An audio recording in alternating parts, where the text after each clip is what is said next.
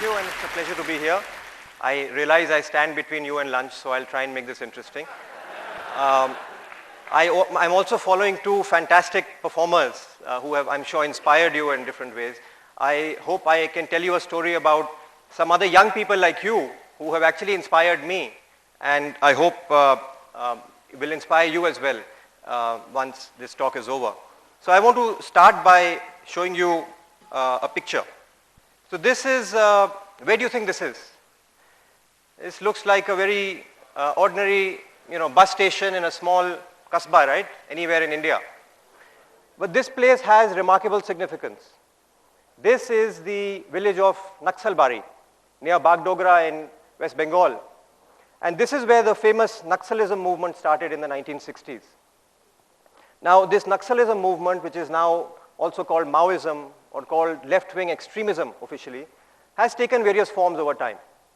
What started as an ideological movement to fight the system has today become a violence and extortion-based movement which is affecting large parts of the country. In fact, on the basis of evidence gathered from surrendered extremists, it's very clear that today the objective of this movement is the violent overthrow of the Indian state as we know it. Where is left-wing extremism found today? It's found along what is called the Red Corridor. And Jharkhand is, of course, an important part where this thing is found. Jharkhand, Chhattisgarh, Odisha, parts of eastern Maharashtra, parts of Bihar, parts of Madhya Pradesh, and parts of West Bengal. So this is really where this is found. In fact, 82 districts in our country, out of about 620 districts, have been officially classified as left-wing extremism affected and have been given special focus and special budgets. Interestingly, the terrain of these areas, which is basically forests and highlands and largely inhabited by tribals, are a very good ground for these extremists because they practice guerrilla tactics, and it's easy to practice guerrilla tactics in these kind of terrains. What have we done as a state about left-wing extremism? Now, the dominant response of the state has really been about security. Left-wing extremism has been seen as a security problem that can be tackled by surges of well-equipped security forces. But time and again, it's become clear that this approach does not work on its own.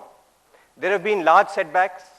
Every few weeks, we read stories about losing our security forces, losing ordinary citizens, and recently we even lost the leadership of a national political party in Chhattisgarh to a trap laid by extremists. Security alone clearly does not work, and the reason for this is very clear. The root cause of this problem has really been the neglect by the state of development in these areas, insensitivity of state functionaries who operate in these areas, resource exploitation without giving back to communities in these areas. And this really, just to give you an example, of the tribal and the non-tribal districts in India and look at some health indicators like infant mortality or under 5 mortality, you see there are huge differences today in terms of what the country has achieved in non-tribal districts and in tribal districts where we find left-wing extremism. And it's because of this lack of development that these areas have become fertile breeding ground for extremism. The tribals, often swayed by the tribal-friendly rhetoric of these extremists, who believe in small acts of benevolence, speedy dispensation of justice, and of course the power of the gun, have made deep inroads in these areas. So what do we need to do? Security, as we said, is definitely not the only part of the answer. We need to have political mobilization, give people in these areas political voice to participate in their own governance. But I feel even more important than this is the fact that we need to do a big push on development. People must feel visible symbols of development in their day-to-day lives. They must see roads, they must see public health centers, they must see schools, they must see ration shops, they must see livelihood opportunities if they are to believe again that the state is standing with them, that this is indeed a government which is of the people, by the people, and for the people. So I want to talk about one particular innovation that we've tried over the last 2 years to connect with the people in these areas and to make them believe that the state is actually standing with them. And this is called the Prime Minister's Rural Development Fellowship, PMRDF. PMRDF is actually a result of two thoughts. Number one, there's a huge development deficit in these areas. And number two, and at the same time, there are lots of young people, many of them like you, from diverse backgrounds who have the passion and the energy and are craving actually to contribute to grassroots development through working in government. Is there a way to marry these two thoughts? And the PMRDF program is really the offspring of this marriage. Today, 137 fellows are working in 82 districts of the country across 9 states, scripting stories of change and transformation. In fact, in many parts, in many remote blocks and villages in these areas, the bold and passionate PMRDF fellows are one of the first government functionaries to actually reach these villages in many years. So let me give you a few examples of what these fellows are up to give you a flavor of how they are scripting these changes. Shashi Verma from Simdega in Jharkhand, which is really the human trafficking bowl of our country, has helped set up this skills training and counseling center for tribal girls.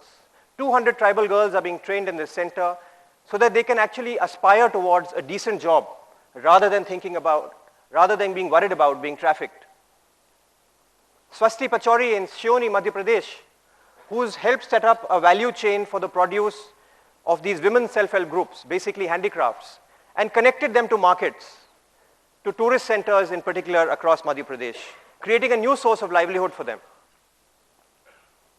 Katha Kartiki in Balaghat, Madhya Pradesh, who has used a very unique participatory planning tool to sit down with about 15,000 tribal families in that district to script a vision for their own future for the very first time and start making the attempt to hold the state accountable for what it has promised them. Arindam Banerjee in Paschimi Midnapur in West Bengal, who's done an amazing thing in my view. He set up a training and mentoring facility for a football team of local tribal girls.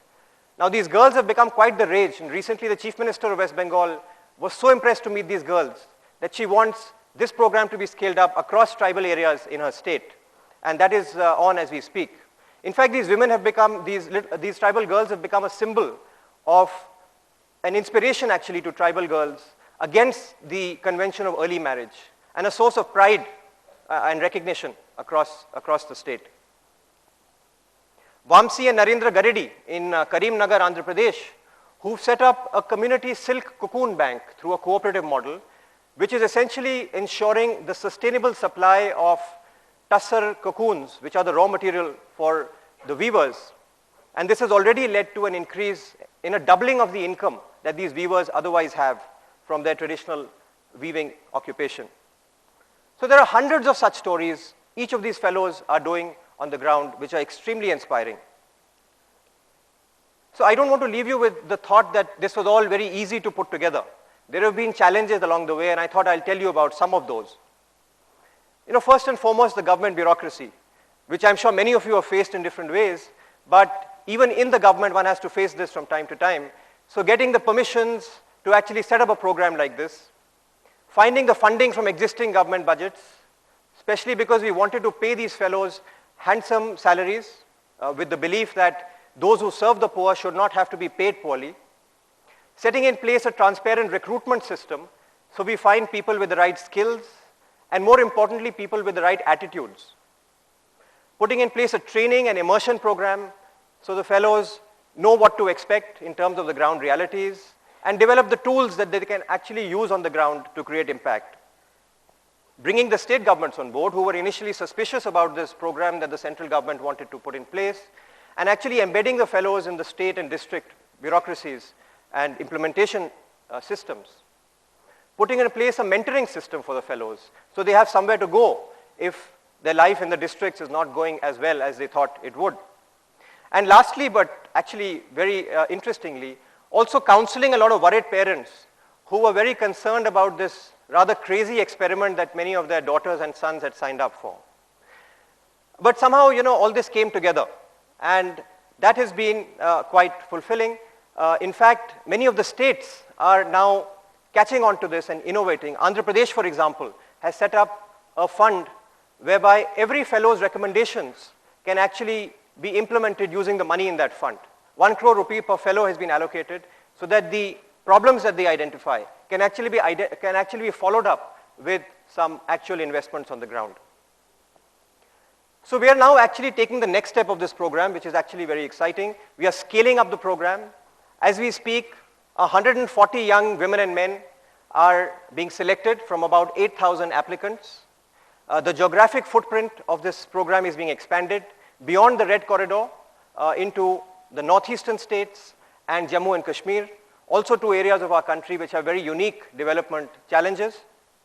And we've also instituted a master's degree for the PMRDF fellows so that when they come out of the program 3 years down the line, they take away not only their grassroots experience, but actually also a master's degree in rural development practice, which can hold them in good stead in their future careers.